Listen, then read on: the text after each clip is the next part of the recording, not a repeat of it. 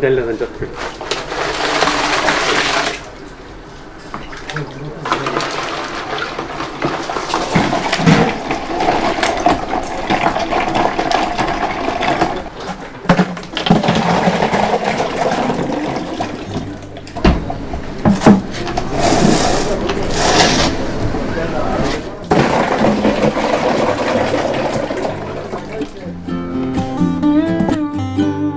আমি এখন আছি এই গোয়ালপাড়ায় আমি আছি আমির হোসেন ভাইয়ের সাথে। আর আমির হোসেন ভাইয়ের সাথে আমি যাচ্ছি যেখানে মাঠা বানানো হয় সেই জায়গাটিতে। সেখানে গিয়ে আমরা দেখব কিভাবে মাঠা বানায়। আর আমির হোসেন ভাই যেটি বললেন যে তাদের এই গোয়ালপাড়া এলাকার সবচেয়ে ভালো অর্থাৎ বিখ্যাত মাঠা যে এই জায়গায় বানানো হয়, আমরা এখন সেই জায়গাটিতেই যাচ্ছি। তো আমির হোসেন ভাই আপনি একটু বলবেন উনি যিনি এই মাঠাটা বানানোর নাম কি? বিপদ ঘোষ। আচ্ছা, বিপদ ঘোষ। আচ্ছা, তো এই এলাকার সবচেয়ে প্রসিদ্ধ মাঠা যিনি বানান ওনার নাম হচ্ছে বিপদ ঘোষ। আমরা হচ্ছে ওনার বাসায় এখন যাচ্ছি। ওনার বাসায় গিয়ে আমরা মাঠা বানানো দেখব আর আপনাদেরকেও মাঠা বানানোটা দেখাবো।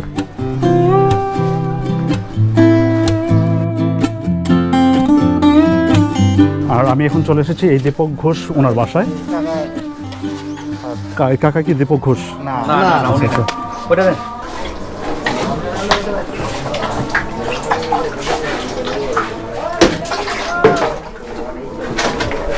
দীপকদা, আপনি যে এই যে মাঠা বানাচ্ছেন, মানে আপনি এই এলাকায়, মানে আপনাদের এই এলাকাটার নাম কি?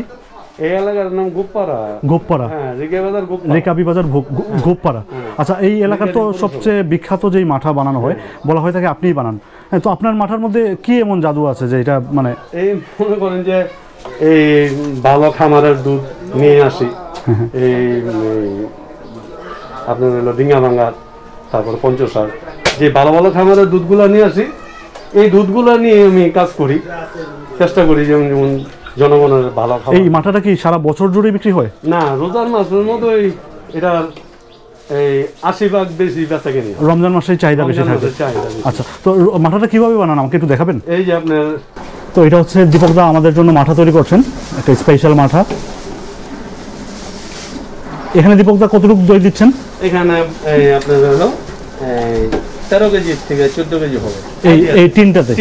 হ্যাঁ, তিনটাতে 14 কেজি হবে। হ্যাঁ, এখানে 1 থেকে 6 কেজি চিনি দেবো। আচ্ছা, আর 300 গ্রাম লবণ দিবেন। হ্যাঁ। তো আসলে দীপকদা এই মাঠা বানাতে যে কাজটি করেন উনি বারবার যেটি বলছেন, এখানে ওনার আলাদা কোনো কিছু নেই, কেবল ওনার দই, চিনি আর হচ্ছে লবণ, এই তিনটা জিনিস দিয়ে মাঠা তৈরি করেন। কিন্তু ওনার মাঠার যে বিশেষত্ব যেটি বললেন সেটি হচ্ছে ওনার দুধ। উনি যে দুধটা ব্যবহার করে থাকেন সেটি হচ্ছে খুবই গুণগত মান দিয়ে অনেক উন্নত মানের একটি দুধ ব্যবহার করেন, যার ফলে ওনার এই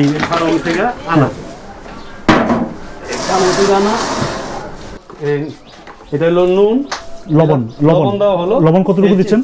লবণ হলো 50 গ্রাম। 1 কেজি চিনি দেওয়া হলো। আর 1 কেজি চিনি দিলেন আর 50 গ্রাম লবণ। একটু টক হয়, একটু বেশি দেওয়া হবে এই আর কি। আচ্ছা, আইডিয়াতে এই 1 কেজি চিনি দেওয়া হয়। তারপর কি করবেন?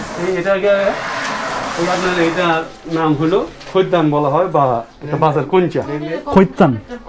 খৈদান বা মানে একটা বাঁশ, এটার নাম হচ্ছে খৈদান। আচ্ছা, এটা মাঠা আমরা যে এটা, হ্যাঁ, মানে এটা আপনারা এটারে খৈদান নামেই বলেন? হ্যাঁ, এটা মানে আমাদের বাপদাদার আমলের থেকেই। আর আমি বিক্রি করতেছি আর কি, আমার বাপদাদার আমলের থেকে বিক্রি করে আমরা 10 বছর ধরে আর কি বাজারে বিক্রি করি। আর বুঝতে পারছি। তো এই খৈদান দিয়ে এখন কি করবেন? এটাকে আর কি একটু ম্যারিনেট করে নিব, এই করে লাড়া দিয়ে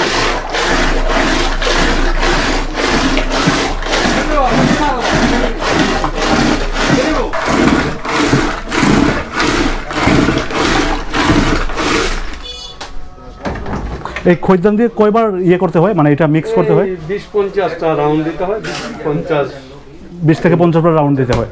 উন্না দেওয়ার পরে হ্যাঁ, এই হাতাটা দিয়ে আর কি লাড়া দিয়ে একটু নিয়ে আর কি সাতটা টেস্ট দেখে নিতে। হ্যাঁ, তো এই স্বাদটা কি ধরেন আপনার সবসময় দেখতে হয় নাকি না দেখলেও চলে? না দেখলেও চলে আর কি, মানে পরিমাণ চিনিটা কি আছে, যখন চিনি কম চায় তখন একটু কম দিই। তো এটা কি আপনার আন্দাজ হয়ে গেছে? হ্যাঁ, বুঝতে পারছি। মোট 20 থেকে 50 বার নাড়তে হয়, মানে টানতে হয়। হ্যাঁ,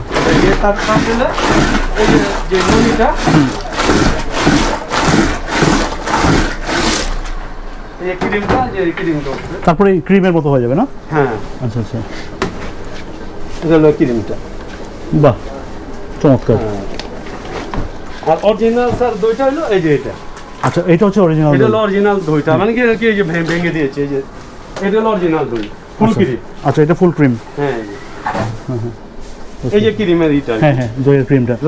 হ্যাঁ, তো এই দইটাও কি আপনারা বানান? হ্যাঁ হ্যাঁ, এই দইটা আপনারা দুধ এনে বানান? হ্যাঁ। তো প্রতিদিন এই কতটুকু দই করেন আর কি? রোজার মাসে ওই যে বললাম যে 7 থেকে 8 মণ দুধ লাগে। আর রোজার পরে ওই 1 থেকে 1.5 মণ দুধের দইয়ের কাজ, মাটার কাজ করি বাজার। রমজান ছাড়া? আর রমজান মাসে 7 থেকে 8 মণ দই লাগে। হ্যাঁ হ্যাঁ।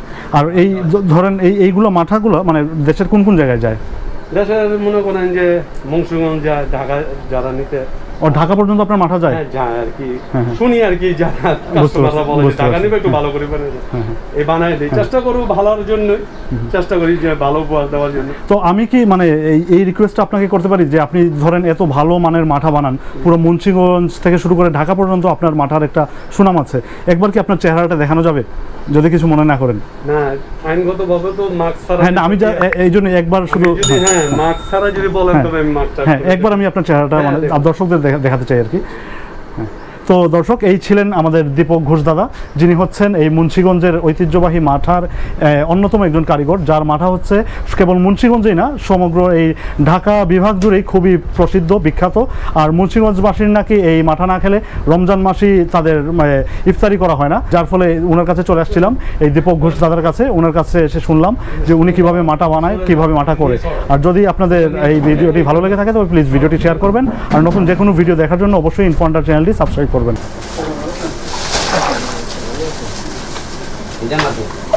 আপনারা এই যে দীপক ঘোষের মাঠা নিতে আসেন বা মানে এখানে আপনারা কেমন লাগে এই মাঠাটা? কি মানে এই মাঠাটা কেন ভালো লাগে আপনাদের? আচ্ছা, তার মানে কি মানে এই মাঠা ছাড়া আপনাদের ইফতার হয় না? বুঝতে পারছি।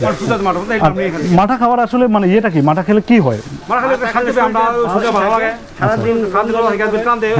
মানে শরীরটা ঠান্ডা হয়, শরীরটা জোড়ায়। এই মাঠার আপনি মানে বিশেষত্বটা কি, আপনার কি মনে হয়?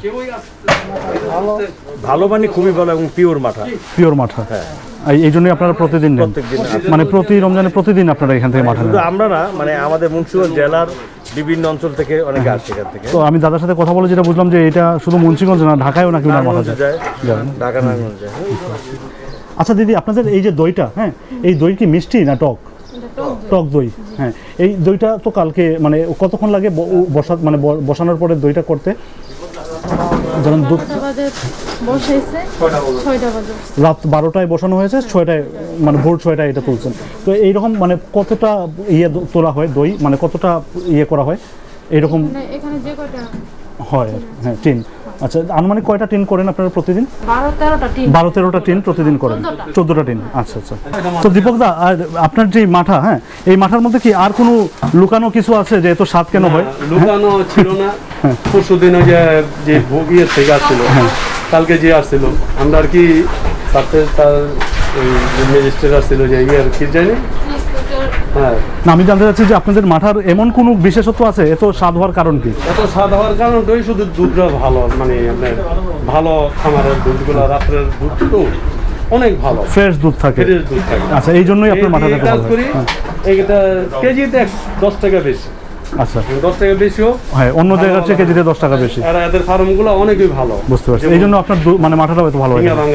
তারপরে এলো এই নবদা, তারপরে পঞ্চশা। এছাড়া আপনাদের মীর কাদিমের তো গরুর একটা আলাদা সুনাম আছে। এখানে আসলে প্রতি আধা ঘন্টা অন্তরই মানে মাঠা শেষ হয়ে যায়, আবার নতুন করে বানাতে হয়।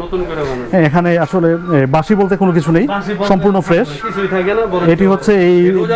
এটি হচ্ছে দীপকদার মাঠার আরেকটি বৈশিষ্ট্য, যে এখানে প্রতি আধা ঘন্টা অন্তরই মাঠা তৈরি করতে হয়।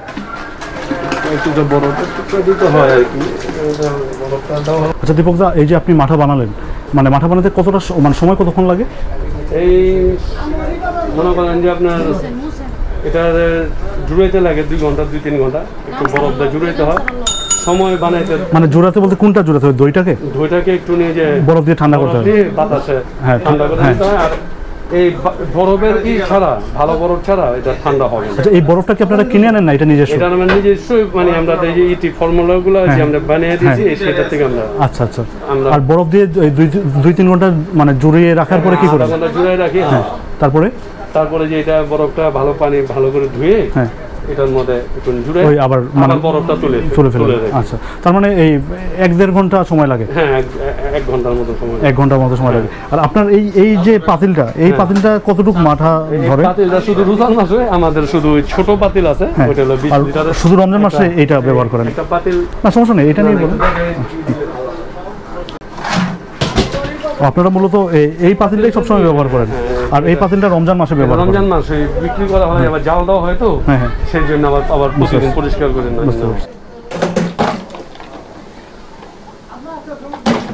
তো দীপকদা, আপনাকে অসংখ্য ধন্যবাদ। আপনি এই ব্যস্ততার মধ্যে আমাকে দেখালেন কিভাবে আপনারা মাঠা তৈরি করেন, এর জন্য আপনাকে অসংখ্য ধন্যবাদ। দর্শক, এই ছিল মুন্সিগঞ্জের ঐতিহ্যবাহী দীপক ঘোষের মাঠা, অর্থাৎ দীপকদার মাঠা। আর যদি আমার এই ভিডিওটি আপনাদের কাছে ভালো লেগে থাকে তবে প্লিজ ভিডিওটি শেয়ার করবেন। আর নতুন যে কোনো ভিডিও দেখার জন্য অবশ্যই ইনফো হান্টার চ্যানেলটি সাবস্ক্রাইব করবেন।